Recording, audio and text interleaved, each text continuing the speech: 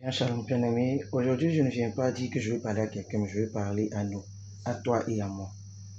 Je vais parler d'un Dieu fort, d'un Dieu grand que nous avons décidé d'aimer, peut-être sans le connaître, sans savoir réellement ce qu'il attendait de nous, ou sans savoir réellement ce qu'il est.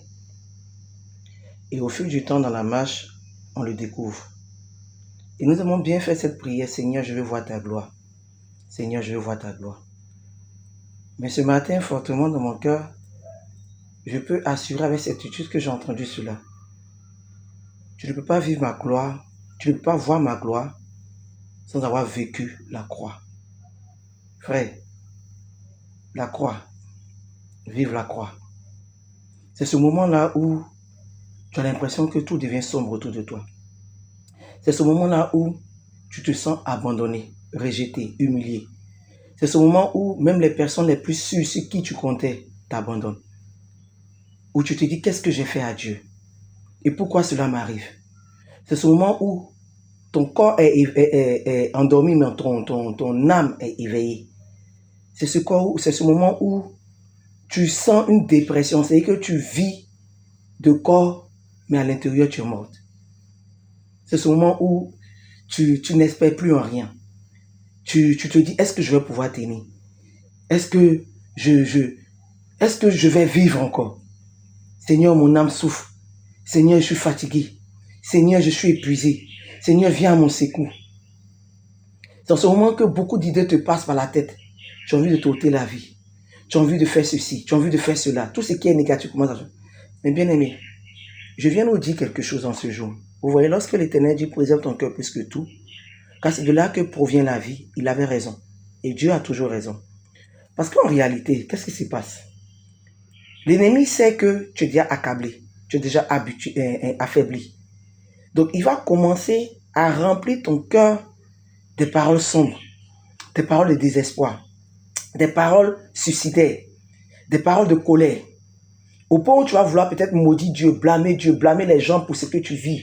Te rappeler ce que de ce que tu vivais, de comment tu vivais pour dire, si je savais, je n'aurais pas dû faire ça. Frère, la culpabilité, là, ça vient du malin. Mais la confession vient de Dieu. Alors, ce que je vais te dire, lorsque tu sais que plus rien ne va dans ta vie, concentre-toi sur la parole de Dieu. Et souviens-toi de ce que Dieu t'a dit dans le secret. Frère, qu'est-ce que Dieu a dit de toi dans le secret? Il y a eu des moments où Dieu a parlé en public sur ta vie, par la bouche des prophètes, des serviteurs.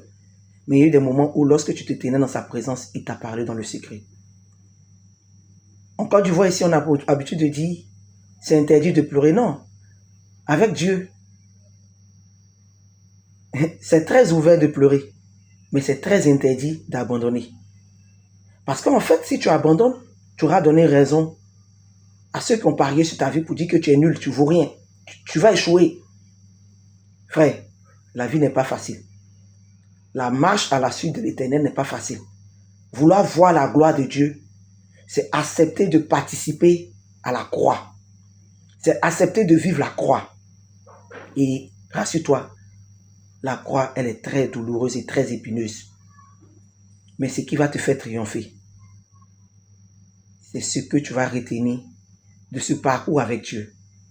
Que cette expérience, cette marche devienne une expérience pour toi et qu'elle te fortifie. Souviens-toi de l'Éternel. Il dit, je suis ton bouclier, je suis ton étendard. Même quand tu dors, je te conseille. Alors, en ce jour, c'est la parole que j'avais pour toi et moi. Toi qui vis d'une dépression, toi qui vis d'une tristesse, toi qui es épuisé, moralement, physiquement, spirituellement, tu n'arrives plus à prier. Relève-toi dans la prière encore. Continue le peu de souffle, d'énergie que Dieu te donne. Prends et puis prie. Et prie Dieu qui t'envoie des alliés qui vont te soutenir dans la prière. Des personnes avec qui tu pourras t'asseoir et parler de l'évangile. Des personnes avec qui tu vas annoncer la parole. Parce que chaque fois que tu annonces la parole, tu fais tomber des murs. Chaque fois que tu parles de Jésus, tu fais tomber des murs. Mais chaque fois que tu es en train de te morfondre sur ta situation, du matin au soir, tu pleures sur ta situation, tu construis encore un béton autour de toi. Relève-toi. Ce n'est pas facile, mais ce n'est pas impossible. Shalom à toi et que Dieu te bénisse.